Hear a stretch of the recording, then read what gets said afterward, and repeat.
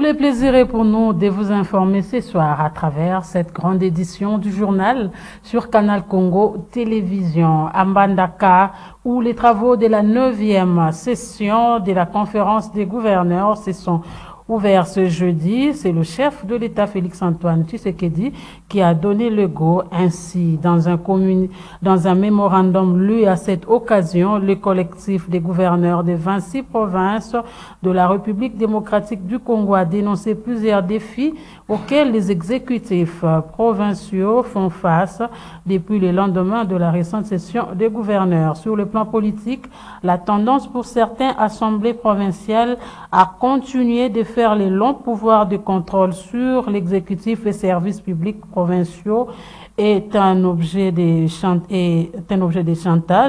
a dit la gouverneure de Lualaba. Par ailleurs, ce collectif s'est félicité de la diminution de l'instabilité des provinces depuis l'ordre donné par le président de la République lors de la 9e session des gouverneurs d'arrêter la déstabilisation des provinces. Nous y reviendrons.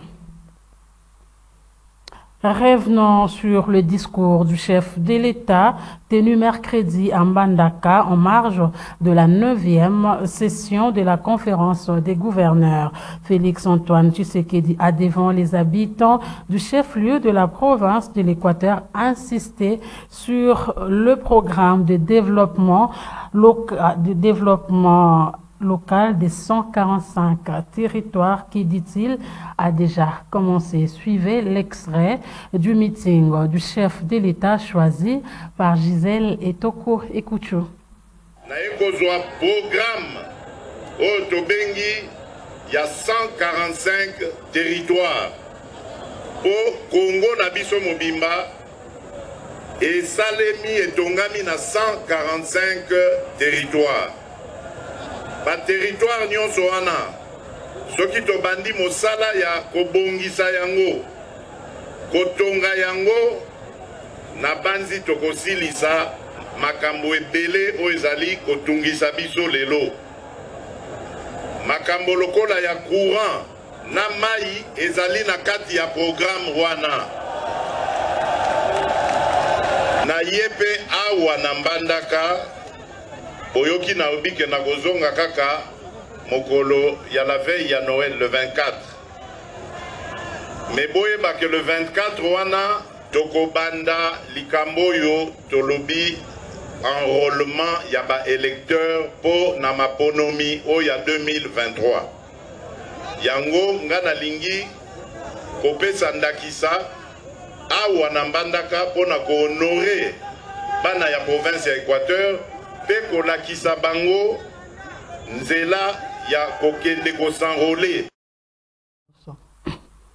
À Kinshasa, le président de la Chambre basse du Parlement, Christophe Mbosso, a reçu en audience ce jeudi 22 décembre 2022 les ambassadeurs des États de l'Union européenne en République démocratique du Congo, européenne, outre les questions électorales en République démocratique du Congo passées en revue, la résolution du Conseil de sécurité sur la levée des restrictions pour l'achat d'armes a été évoquée. Suivez l'ambassadeur de la Nairobi au sortir de cette audience. Nous avons été invités par le président de l'Assemblée nationale à le rencontrer, Union européenne et Norvège, pour faire un tour d'horizon des différents sujets d'actualité qui sont importants pour la République démocratique du Congo. Je crois que nous l'avons fait dans l'esprit habituel du partenariat qui nous caractérise. Nous avons évoqué avec Monsieur le Président tout ce qui est calendrier électoral, loi électorale, processus électoral, préparation des élections. Et nous avons rappelé à cette occasion le soutien que souhaite apporter l'Union européenne à l'appui de ce processus électoral, et nous avons pris note de toutes les indications que nous a données le président. Nous avons également évoqué, bien sûr, la situation tragique dans l'est de la RDC.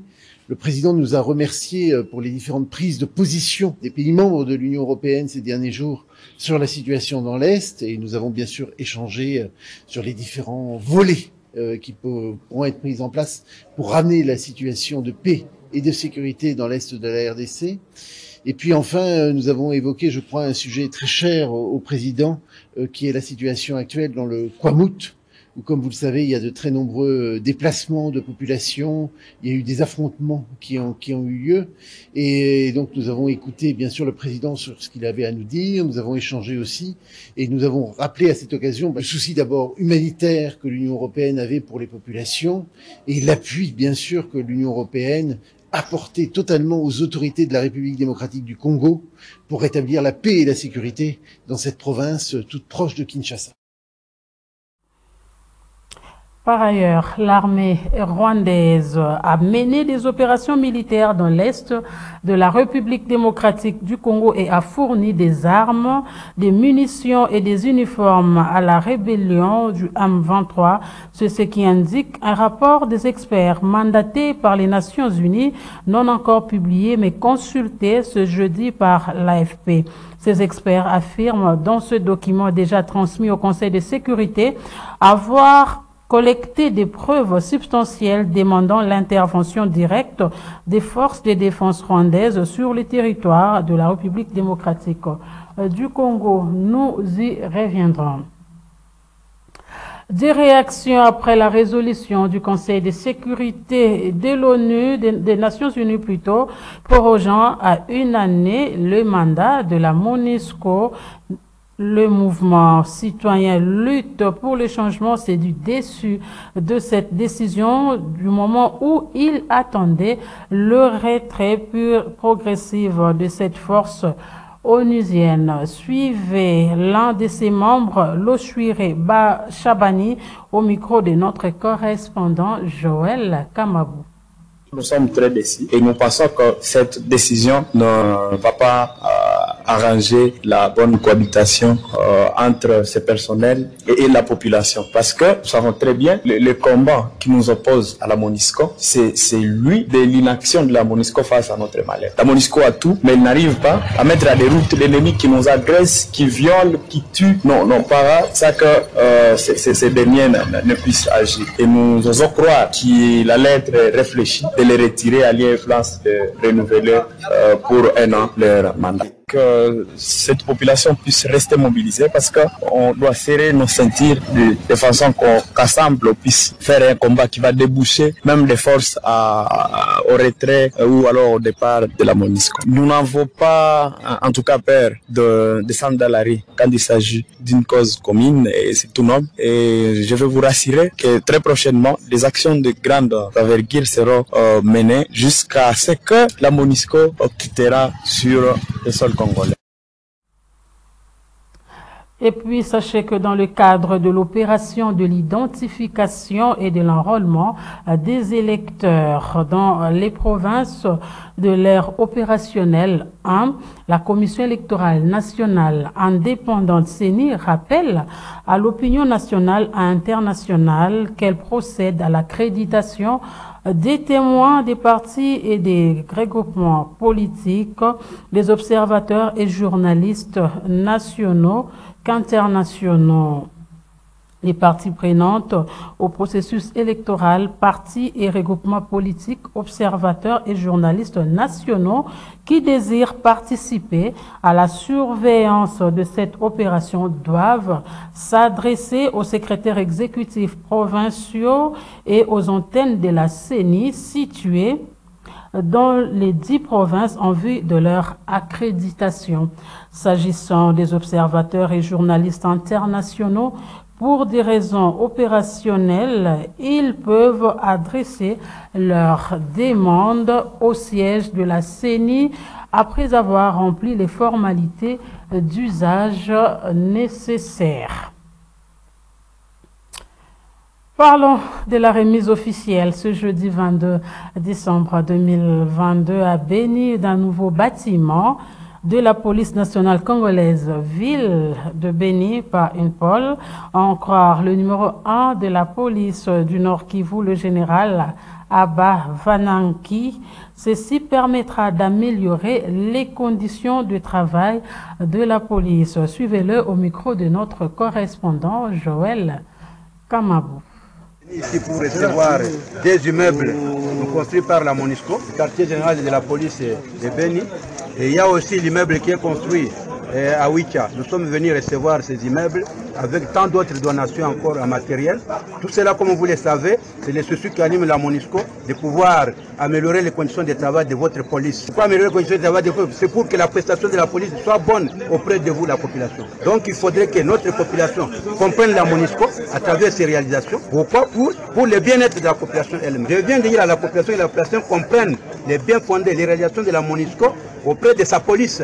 Et tout simplement améliorer la sécurité de la même police. Un grand besoin pour la police, vous connaissez votre police. Voyez un peu là où la police travaillait au début. Et voyez maintenant les QG et les nouveaux QG. Vous ne voyez pas la différence.